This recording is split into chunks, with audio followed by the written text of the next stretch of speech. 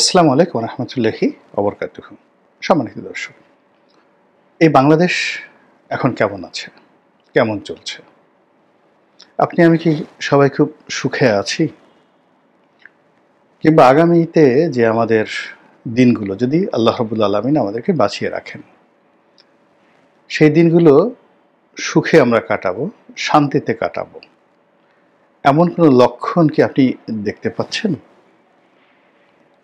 এবং সেই লক্ষণগুলো যদি আপনি দেখতে না পারেন, তাহলে আপনার মধ্যে যে নিরাপত্তাহীনতা, যে হতাশা এবং যে বিষাদগ্রস্ততা, মন ভার হয়ে থাকা, এই লক্ষণগুলো স্পষ্ট হয়ে যাবে। এর ফলে কি হবে? আপনার চিন্তার ক্ষমতা কমে যাবে, আপনার খাবার থেকে রুচিবোধ উঠে যাবে, কাজ করার যে উদ্যম সেটা বন্ধ হয়ে যাবে, পারিবারিক সম্পর্ক বিনষ্ট হবে,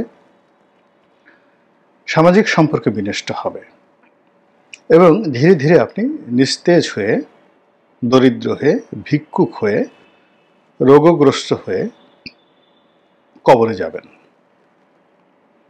এবং আপনার সঙ্গে সঙ্গে আপনার পরিবার, বন্ধুবান্ধব, সমাজ সংসার সকলের মধ্যে আপনার এই রোগ ভাইরাস আকারে দেখা দেবে এবং ধীরে ধীরে এটি সমাজ থেকে রাষ্ট্রে যখন ছড়িয়ে পড়বে, পুরো রাষ্ট্র একটা ব্যর্থ রাষ্ট্রে পরিণত হবে এবং সেই রাষ্ট্রে গৃহযুদ্ধ, যেটিকে সিভিল ওয়ার বলা হয়, হানাহানি, মারামারি, কাটাকাটি এগুলো বেড়ে যাবে।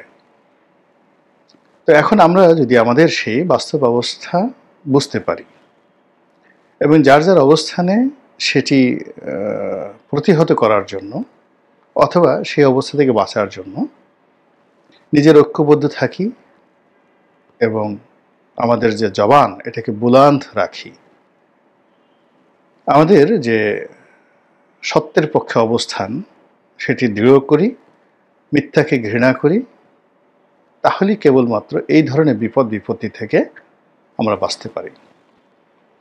তো এখন আপনি যখন একটা ব্যাধিতে ভুগবেন, একটা রোগের মধ্যে পড়বেন, সামাজিক একটা রোগের মধ্যে পড়বেন, সেই রোগ থেকে বাঁচার জন্য আপনার মেডিসিন লাগবে, কিন্তু তার আগে আপনাকে জানতে হবে যে রোগটা কি। তো এই মুহূর্তে বাংলাদেশের যে জাতীয় রোগ, সেই জাতীয় রোগ হলো যে এখন মামলা মোকদ্দমা নিয়ে বাণিজ্য চলছে। যে কোনো লোক এখন, আগে যেভাবে আওয়ামী লীগ লোকদেরকে ফাঁসানো হতো, এখন সেটা এক্সটেন্ডেড হয়ে গেছে। এটি এখন সাধারণ মানুষকে হেনস্থা করার জন্য, এমনকি বিএনপির লোকদেরকে হেনস্থা করার জন্য বিএনপির অন্য পক্ষ, জামাতের লোককে হেনস্থা করার জন্য বিএনপির এক পক্ষ, আবার বিএনপির লোককে হেনস্থা করার জন্য জামাতের এক পক্ষ যে হাতিয়ার ব্যবহার করছে সারা বাংলাদেশের টেকনাফ, তেঁতুলিয়াতে, সেটার এক নম্বর হাতিয়ার হলো এই মামলা বাণিজ্য। গত কয়েক মাসে আপনি খোঁজ নিয়ে দেখেন, সিভিল, ক্রিমিনাল যেগুলো কোর্ট কাছারিতে হয়, সিজিএম বা সিএমএম কোর্টে বা ম্যাজিস্ট্রেট কোর্টে, সেই মামলাগুলো রেকর্ড দেখেন, থানাতে যে মামলাগুলো হয়েছে সেগুলো রেকর্ড দেখেন এবং কি পরিমাণ আসামি করা হয়েছে, এগুলো এক। ২ নম্বর হলো যে এই মামলা করা হবে এটার ভয় দেখিয়ে কত শত হাজার কোটি টাকা এই গত কয়েক মাসে লেনদেন হয়েছে। আসামি করা হয়েছে, আবার আসামির থেকে বাদ দেওয়া হয়েছে, জেলে ঢুকানোর কথা বলা হয়েছে, আবার জামিনের ব্যবস্থা করা হয়েছে। এই গত কয়েক মাসে কি পরিমাণ হয়েছে এবং এই আতঙ্কে সারা বাংলাদেশের কত লক্ষ লোক, এটা লাখ বলে ভুল হবে, কত কোটি মানুষ এই মুহূর্তে কাজকর্ম বাদ দিয়ে রীতিমতো পালিয়ে বেড়াচ্ছে। আমি ৩ মাস আগে যাদেরকে দেখেছি, যে যারা মনে করেছিল যে আমাদের পালাতে হবে না, আওয়ামী লীগের লোকজন, কিন্তু অবস্থার প্রেক্ষিতে তারা কিন্তু মানে পালানোর জন্য অনেকে চেষ্টা করছেন এবং অনেকে পালিয়ে গেছেন, এমনকি মহিলারা।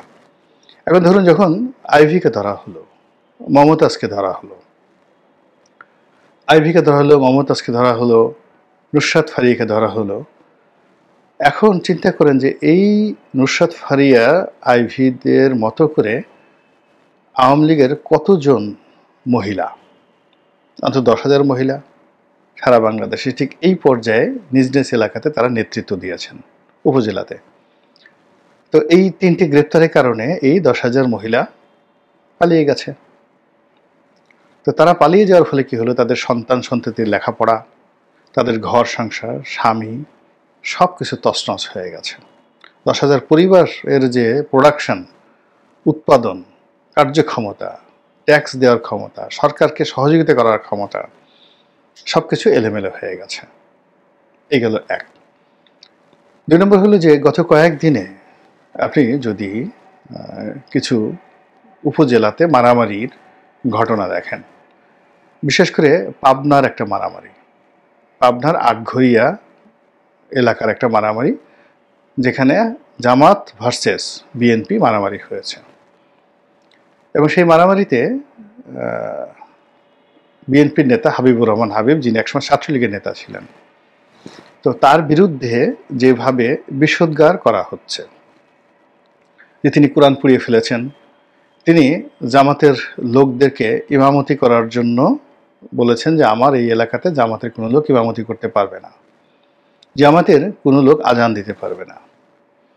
তো এই কথা বলে তার জীবনকে তছনছ করে দেওয়া হচ্ছে। এবং পুরো সামাজিক মাধ্যমে জামাতের যারা লোকজন আছে তারা তো আগের থেকে শক্তিশালী, এই হাবিবুর রহমান হাবিবের বিরুদ্ধে যে প্রচারণা চালাচ্ছে, সেই প্রচারণার ফলে তিনি এসে ফেসবুকে যে কথাগুলো বলেছেন, সেই কথা শুনলে আপনার গা শিহরিত হয়ে উঠবে। বিএনপি এবং আওয়ামী লীগের লোকজন সেখানে, বিএনপি এবং জামাতের লোকজন সেই পাবনার সেই এলাকাতে তারা মারামারি করছিল। দেশীয় অস্ত্র, গোলা বারুদ, বন্দুক, পিস্তল উভয় পক্ষেরই ছিল। আর এই মারামারি করার জন্য ওখানের যত মসজিদের ইমাম আছেন, মুসল্লি আছেন, তারাও অংশগ্রহণ করেছেন। এবং একটা বিশেষ মসজিদের কথা হাবিবুর রহমান হাবিব বলেছেন যে সেই মসজিদের মাইক থেকে ঘোষণা করা হয়েছে যে এখানে মসজিদের উপর আক্রমণ হয়েছে বলে সাধারণ মানুষকে উদ্বুদ্ধ করা হয়েছে আসার জন্য। তারপর যখন সেই মারামারিতে জামাতের লোক পরাজিত হয়েছে, বিএনপির লোক বিজয় হয়েছে, সেই লোক যে মসজিদে ঘোষণা দিয়েছিল ইমাম বা মুয়াজ্জিন, সে মসজিদে তালা দিয়ে পালিয়ে চলে গেছে। ফলে শুক্রবার দিনের যে জুমার নামাজ সেই মসজিদে হয়নি। তো এটা আমি সেই পাবনার একটা ঘটনা বললাম। তো এরকম ঘটনা পেপার পত্রিকা আসছে না। যেখানে যেখানে জামাত এবং বিএনপি শক্তিশালী, সেখানে গিয়ে দেখেন কি দুরবস্থা। রাজশাহীতে গিয়ে দেখেন, তারপর চাঁপাইনবাবগঞ্জে গিয়ে দেখেন, পুরো চাঁপাইনবাবগঞ্জ এবং রাজশাহী এলাকাতে বিএনপি এবং জামাতের মধ্যে যে বিরোধ, এটা রীতিমতো কেয়ামতে পরিণত হয়েছে। কোথাও মানে কেউ স্বস্তিতে নেই, বিএনপির লোকও নেই, জামাতের লোকও নেই ওই এলাকাতে। এরকম আমি যতটুকু জানলাম এতটুকু বললাম, এর বাইরে আপনি হয়তো আরও 10টা জেলাকে আপনি এইভাবে খুঁজে পাবেন। তছনছ হয়ে গেছে সব কিছু। It's a new problem. এর মধ্যে অনলাইনে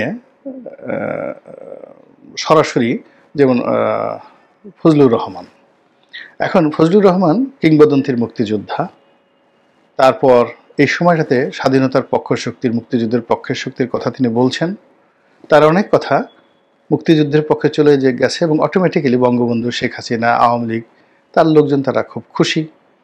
এখন তার যে সাইনবোর্ড রয়েছে বিএনপি, তিনি বিএনপির বড় নেতা।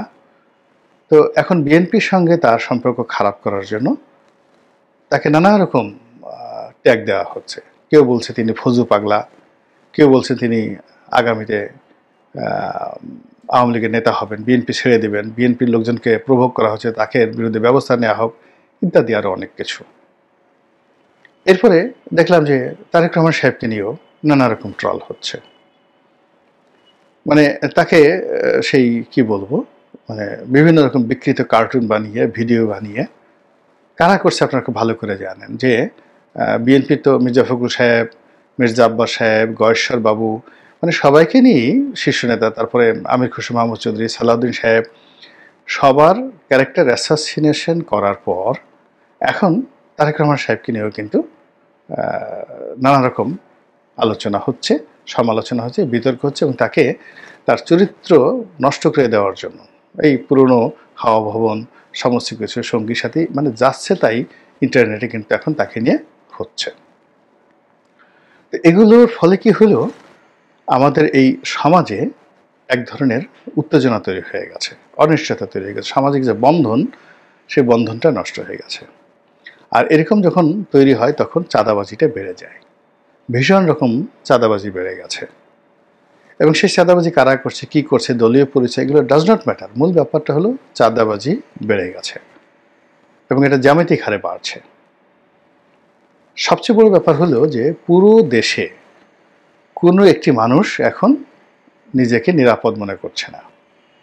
মানে যারা চাঁদাবাজি করছে তারাও নিরাপদ মনে করছে না, যারা অত্যাচারিত হচ্ছে তারাও নিরাপদ বোধ করছে না।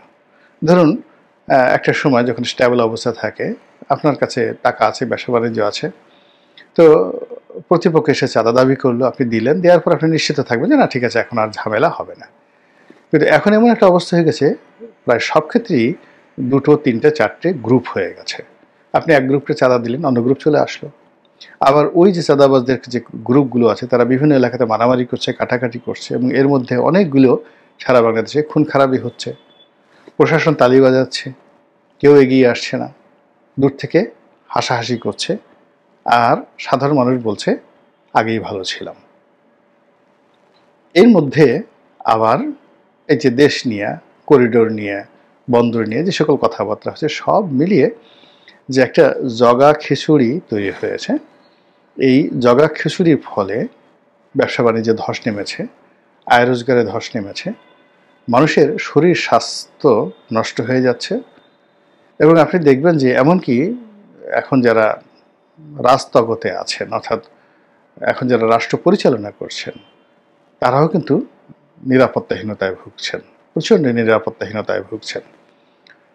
প্রেস সচিব জনাব শফিক সম্পর্কে যে কথাগুলো শোনা যাচ্ছে, যে তার স্ত্রী তাকে সতর্ক করেছেন, তার বন্ধুরা তার সঙ্গে যারা ফেসবুকে অ্যাড ছিলেন অনেকে তাকে ব্লক করে দিয়েছেন, অনেকে তাকে ছেড়ে গেছেন, এই ধরনের কথাবার্তা শোনা যাচ্ছে। এবং তিনি নাকি ফেসবুকে স্ট্যাটাস এরকম দিয়েছেন। আমি জানি না সত্য বা মিথ্যা, কিন্তু ইন্টারনেটে এই ধরনের কথাগুলো কিন্তু ঘুরে বেড়াচ্ছে। এবং আমি ভদ্রলোকের চেহারা দেখলাম, তার চেহারাও অনেকটা মলিন হয়ে গেছে, তাকে খুব রাগী, বিক্ষুব্ধ এবং ভারসাম্য স্বাভাবিক যেভাবে তার থাকা উচিত সেভাবে তার নেই। তিনি অনেকগুলো কথা বলছেন, যে কথা তার মুখ দিয়ে আসলে অতীতে কখনো এইভাবে আসেনি। তিনি একটা নিপাট ভদ্রলোক মানুষ, তার কর্মজীবনে যথেষ্ট স্বচ্ছতা আছে, সফলতা আছে। কিন্তু একটা বিরূপ পরিস্থিতিতে তিনি বসে সরকারকে রিপ্রেজেন্ট করতে গিয়ে তার উপর হয়তো এরকম মানসিক চাপ পড়ছে, যে চাপের কারণে তিনি এখন যাচ্ছে তাই বলে যাচ্ছেন। যেমন তিনি কয়েকদিন আগে যমুনা টেলিভিশনের একটা অনুষ্ঠানে তিনি বলে ফেললেন, যে যেটা ভাইরাল হয়ে গেছে রীতিমতো, যে এই সরকারের সব কিছু করার মতো ম্যান্ডেট আছে, সব কিছু করার মতো ম্যান্ডেট আছে। তো এই যে আনলিমিটেড ম্যান্ডেট, এই কথাগুলো অন্য সময় হলে তিনি কিন্তু বলতেন না। সরকারের আরও বেশ কয়েকজন উপদেষ্টা তারাও কিন্তু রীতিমতো ট্রাম্বলিং ইন ফিয়ার, ভয়ে থরথরে করে কাঁপছে। তো এই যদি হয় সকলের অবস্থা, তাহলে আমরা আসলে কোথায় যাব, কি করব এবং কি পরিণত হবে, এটা নিয়ে খুব গভীরভাবে চিন্তা ভাবনা করার সময় চলে এসেছে। মহান আল্লাহ আমাদের সবাইকে হেদায়েত দান করুন এবং হেফাজত করুন। আসসালামু আলাইকুম ওয়া রাহমাতুল্লাহি ওয়া বারাকাতুহু।